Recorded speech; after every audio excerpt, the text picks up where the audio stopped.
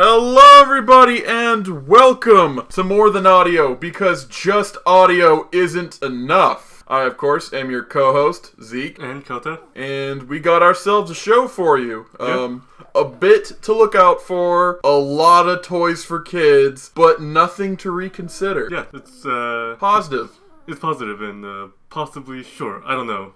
We'll call this episode the positive one, since that just seems to be the thing. Okay. So, now it's time for Things to Look Out For!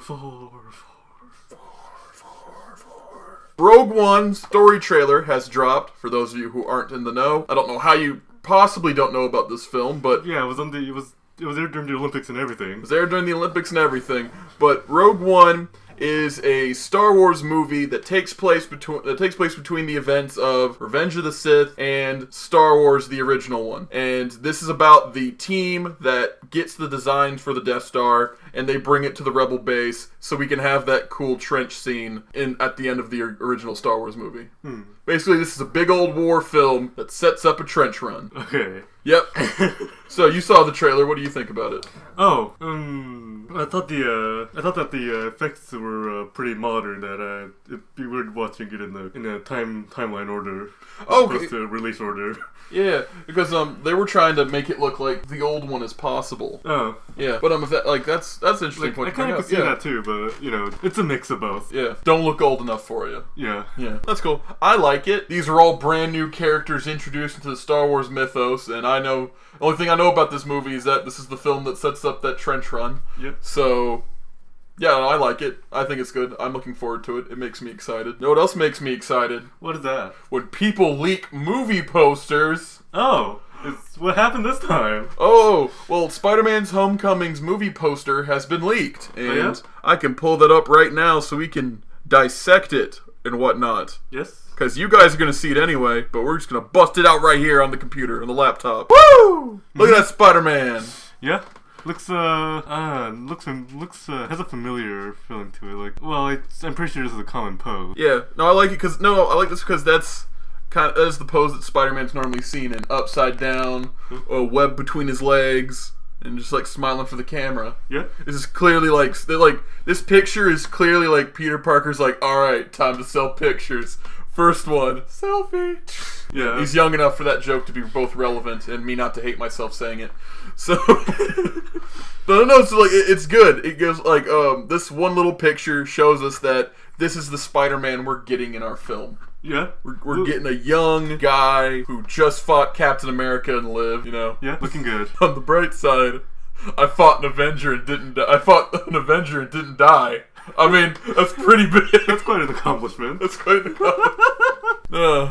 So anyway, how this picture came to be, there was there's this convention in Las Vegas where they show off different wares and different material that their companies are making, and the poster company that was working with Sony and Marvel on this made the Spider-Man picture. They're just like, okay, this is what we have upcoming in our future for business and shit. Now that Marvel's involved in it, it's gonna be better than it was before. Oh yes, I do like the guy who fucking worked on these movies straight up admitted it. We decided just to let Marvel do it. Because they know what they're doing. So the whole thing about this is that Sony is funding it. Sony is giving them the money to make this movie. Yep. But Marvel has all of the creative control. So we're going to get ourselves a decent product. Yeah. Well, talking about Marvel and decent products, my friend Kota. Yes? Are you familiar with The Runaways? Oh, yes, kind of. Yeah. Well, for those who they're a Z-lister Marvel property, even though they were really popular in the grand scheme of the universe, they are Z-listers. The Runaways, at first, was a graphic novel series created by Marvel. They wanted to get in on the whole Animu franchises. So they created a team. So, this was about a team of children of supervillains. Not supervillains that we would know, but, this cabal of supervillains. They're just one day we will reach our supremacy and we will destroy the world. Right. And then the kids find out and they're like, oh fuck, we ain't about that. Yeah, so they all banded together and traveled everywhere. Yeah, including Avengers Academy. Yep, a lot of them end up at Avengers Academy. Which is where I saw them. first. Yeah, kind of where they just go on, basically just run away from home, go on adventures, a bunch of kids as hobos, and their pet velociraptor, Old Lace. Yeah. There better be, look, whatever I just cut out, sure, fine, but there better be a goddamn velociraptor in this show, or else there is no point in watching it. The show? Yeah, the Runaways is going to be on Hulu. Oh. Yeah. Okay. So I guess since it's going to be on Hulu, will it be a tone shift from the Netflix series? Like, do they not want it on Netflix because it's like Netflix is where the dark, hardcore stuff is, and is Hulu going to be like the place where it's the bright, uplifty show? Because it's more of a teen drama. Yeah. If JoJo Crazy Diamond shows us anything.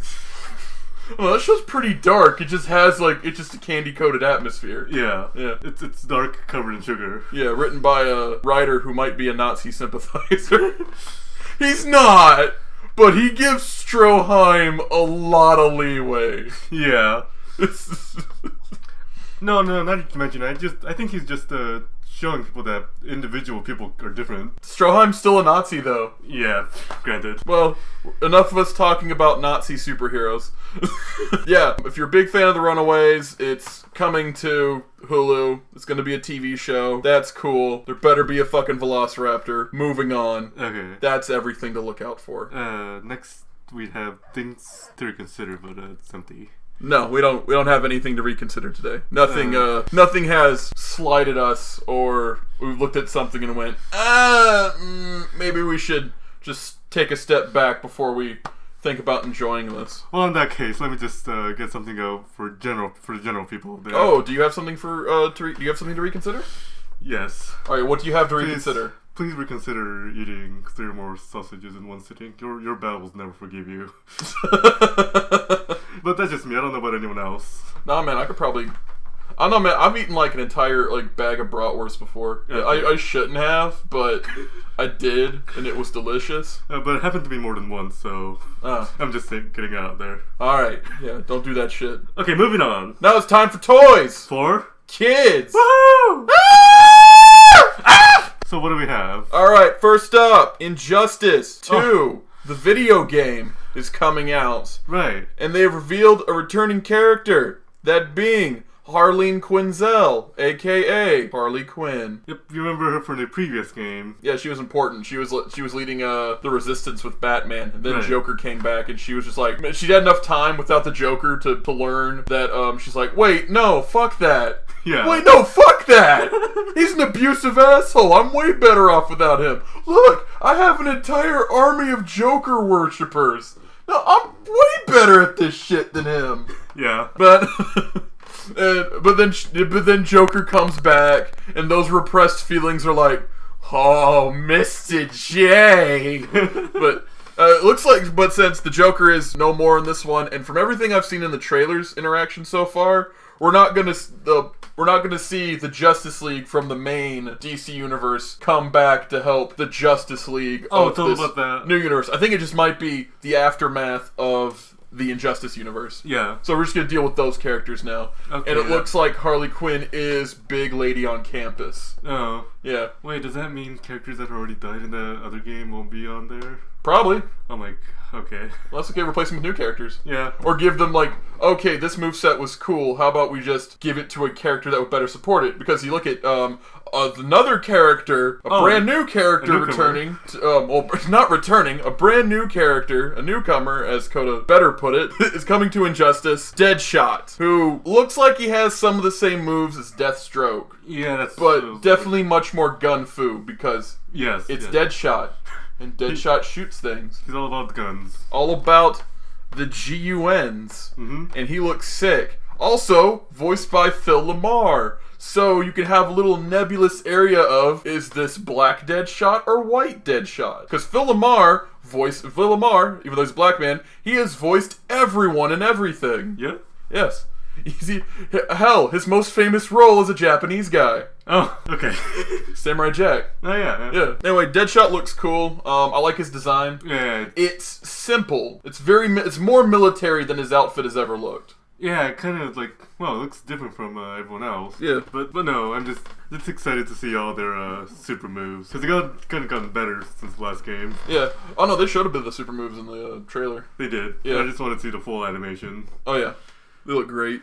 They look great. especially when I saw Superman and Batman, they were based on movies. Oh yeah. Like, whoa, they can do that now.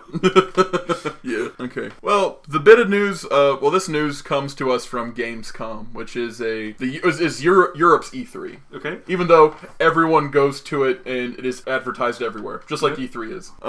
Another convention happened last weekend. Oh yeah. Yeah. Power Morphicon.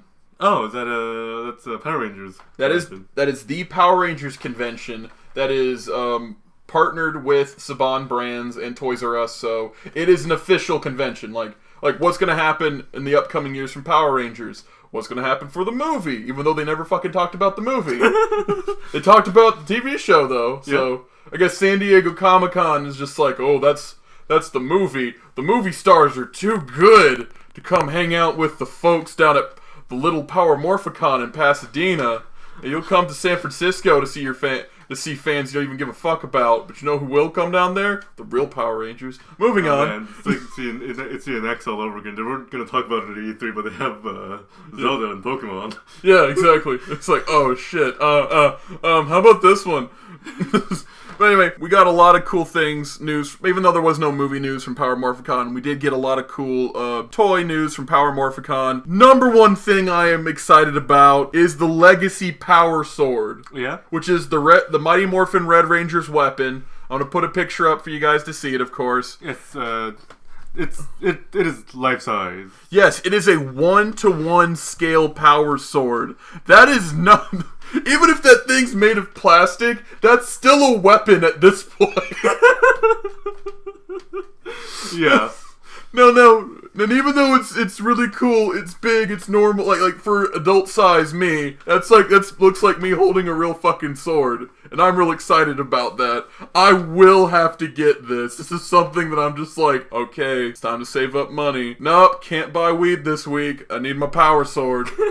That's more important. Yeah, but once I get it though, I was just like, power sword now! Yeah! Oh, bro, I got both, man. Sick. Yeah, that's my guy, Zeke, right there. That's me. Soul of Chogokin Megazord was announced. Okay. For those of you who do not know what the Soul of Chogokin line is, it is a Bandai designer toy line. Like these for super robots from television. Like everybody you can think about that the Super Robot's got one. Mazinger's got one. Gaogai Gar's got one. Gurren Lagann has one. I remember they got a little crazy at one point, and they have a Hello Kitty and Doraemon. Yeah, no. They do have a Soul Chogokin, Hello Kitty, and Doraemon, but I guess because they have fun too sometimes. Yeah. They invent super robots that were never there. Right. But the whole point of these toys is to have toys that look and function just like the models on the TV show. Like everything it can do on the TV show, it can do as a toy. Yeah. The Soul Chogokin line. And a while back, they announced Voltron. By the way, not Go Lion. They called him Voltron. Because fuck that. But anyway, Soul of Chogokin Daijujin was announced. Granted, it is the Japanese name. Yeah. And Ju Ranger is still popular over there. Like that was one of the seasons that saved Super Sentai. Right. But also, over here, that's Mighty Morphin Power Rangers. And on the box, it's got a little slash in it, so you know it's both Daijujin and the fucking Megazord. And also, let's be real, the Chogokin Megazord or Daijujin would not exist if it was not for Power Rangers. Of course not. And this is the first Super Sentai toy / Power Rangers toy to be made with that line. They showed the individual Zords themselves, and they all look glorious. Like they are like all posed and moved in ways that totally are reminiscent of the TV show. The models that they'd have remote controlled going across the screen. But now, and then also in the back it has a big sign that says New York Comic-Con Megazord sequence will be initiated. So we're gonna see what it looks like and how it can move at another convention sometime in November. So yeah, that's fucking sucks, but it's been announced, and I would love an absurdly detailed and articulated Megazord. Yeah.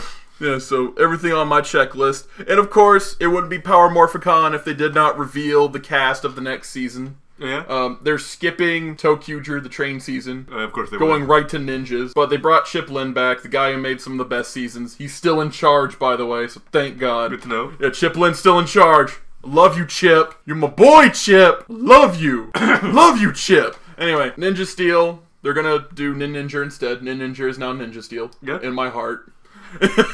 They revealed the cast. The only thing I just want to point out is I like that there are 2 black people on the team, because we normally they don't double it up like that. Like we'll get 2 Asians on the team. Yeah. We'll get 2 white people on the team. Sometimes we'll get a bunch of white people and only 1 minority on the team.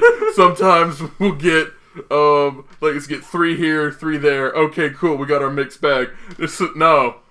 Got 2. Yeah. That's just neat to me for some reason. That's just like the positive racist in me going, good for you. That's the exoticism of it. And I also like that the White Ranger's a black chick. No, because fuck you, take it back. I'm stealing it for the black. I'm taking it back for the black man. For all the shit that you motherfuckers took from us.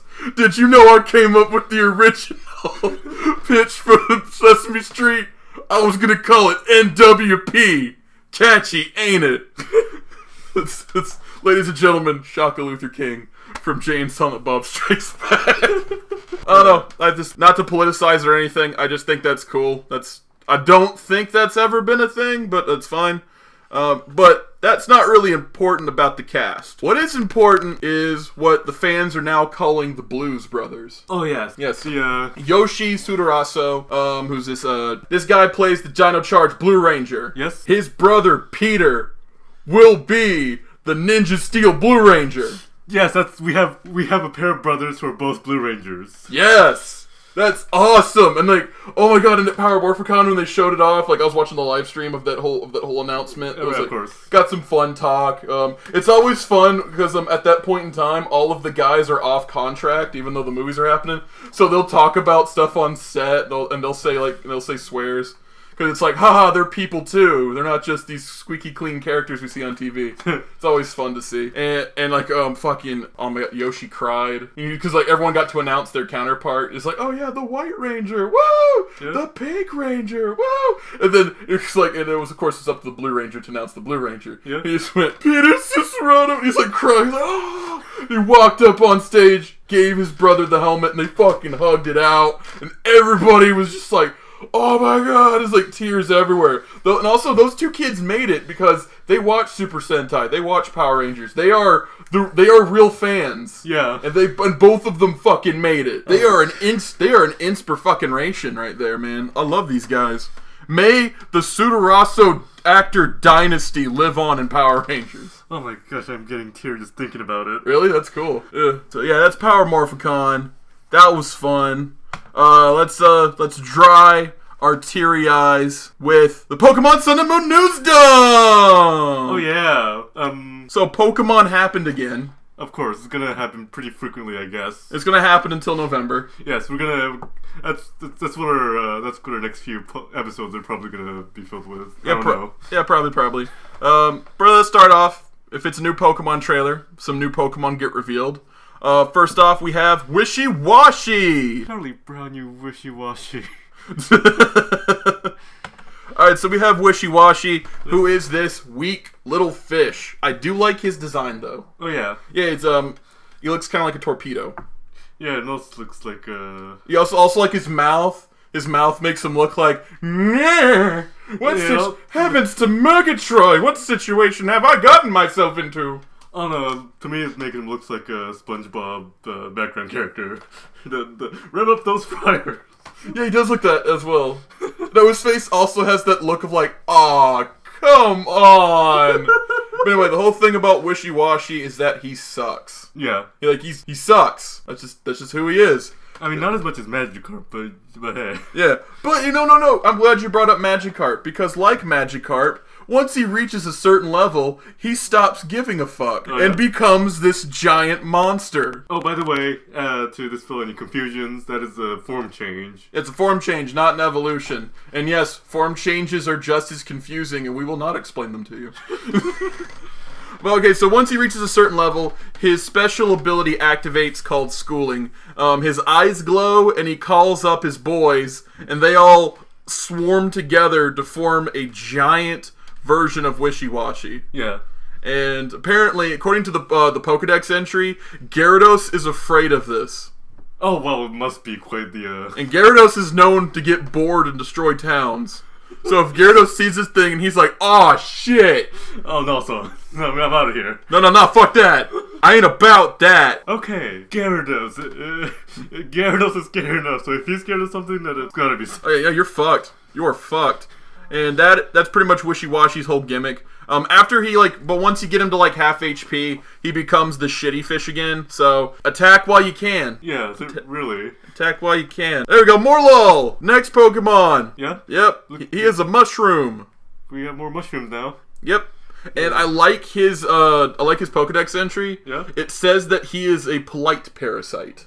Oh. See, he knows that, once again, for some reason, all of the plant life in Alola, it's nocturnal. So during the day, it sleeps and absorbs the energy underneath itself. However, being a mushroom, it knows that it's very damaging for the environment. So when it's nighttime and it wakes up, it then walks to another space that it hasn't been there before. So it doesn't fuck it up even further. It's very polite, it's nice. And its abilities are Illuminate and Effect Spore. Those are not new ones. Illuminate doesn't do anything, and what Effect Spore does is that if you hit it randomly, you could become burned, poisoned, paralyzed, or fall asleep. So don't touch it. It's adorable, though. Yeah. It's really adorable. Next Pokemon. Well, maybe the body is, but remember, since being a parasite, the mushroom. Yeah, you're right. It is adorable, but it is a parasite. Next Pokemon, the Sea Cucumber, Pyukumuku. Pyukumuku. And this Pokemon lives a very sad existence. Then come to think of it, a lot of the Alolan Pokemon live sad existences. Yeah. Okay, so Pyukumuku, like real sea cucumbers, are sedimentary creatures. That means they don't move. They stay in one spot the rest of their lives. And Pyukumuku does that. And even if that area becomes uninhabitable for it, it will stay there because it likes it there and you can fuck off. So what has become a tradition in the Alola region is that they pick these things up and throw them back in the ocean so they have a chance to eat things and then come back to that spot because they're always coming back to it. Oh yeah, it's not gonna find anything to eat even if it doesn't move. Even if you catch that Pokemon, it's when the battle's over and it's like, okay, now let's go back. Well, no, we got more adventure to do. Okay, no! We're going back to that spot on the beach you caught me. But Pyukumuku, I thought we were friends. Then it spits out its stomach, which looks like a fist. Its stomach looks like a fist, which is actually something sea cucumbers can do in real life. In order to escape situations, they vomit their organs so that they're lighter and can swim away. Okay. They're fucking weird. I don't think Pyukumuku abandons that organ though. No, it just spits out its stomach, which is shaped and acts like a fist. Yeah. It also has the power to throw you, so picking them up must be really hard. Because it says you touch their spines, which is pretty much about 80% of its body. It'll take its fist stomach and it will toss you across the beach. Yeah. It's like, fuck off, leave me alone. I like Pyukumuku. And you said it's a sad life, but it sounds like it's sad for everyone else. Yeah, it's sad for everyone else to see it. I think Pukumuku's fine. Yeah. He's fine with dying. Hey, I found my spot. Alright? I ain't moving. Am I gonna die? Yeah, I'm gonna fucking die here. But this is my spot. I don't know why Pukumuku sounds like Mark Wahlberg. But he does, you guys. And that's all of the new Pokemon. Only 3 have been revealed. Yeah. Cool. But we have our old Pokemon. Yes, we do. As always, Alola has a weird effect on Pokemon. More so than the classic Meowth. Okay. Now it's Dark type. Like it was meant to be. I don't know. Yeah. That's how I saw it. Ever since I saw that Bite became a Dark type move. Yeah. It's kind of like the, I don't know, Meowth sort of is supposed to look like the Beckoning Cat. Yeah. This is like the opposite concept of the Beckoning Cat. Yeah. Anyway, you're probably asking yourself, how did Meowth become a Dark type? Well, it was pampered and given such a false sense of superiority that its whole outlook on life literally changed its biology. I'm better than you. So now I am a superiority. Now I have a superiority complex, which makes me evil. So he became a dark type. Yeah. And it is sassy. Where normal Meowth just looks like, kind of got that face. Yeah. This one's like, hey baby, how you doing? You want some of this dark Meowth? I don't think you can handle it. So yeah, that's dark Meowth. Yeah. He's neat. Then we got fire ghost type Marowak. Mm-hmm. Ever since it was established that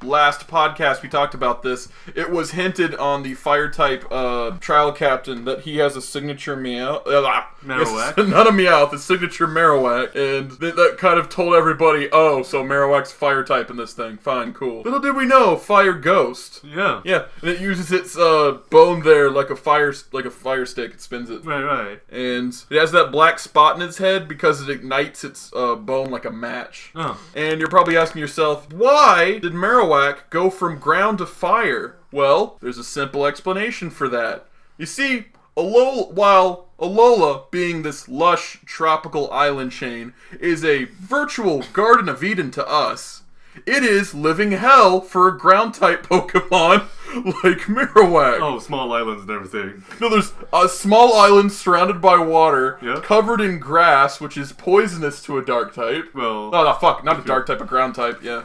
Which is poisonous to a ground type, you know? Like, it looks beautiful to us, like, oh my god, look at all this lush greenery. Yeah. And he's looking at it like, oh god, make it stop! So many grass type Pokemon. There's so many grass types. How do I adapt to this? Oh, right, fire. He's like, I made fire!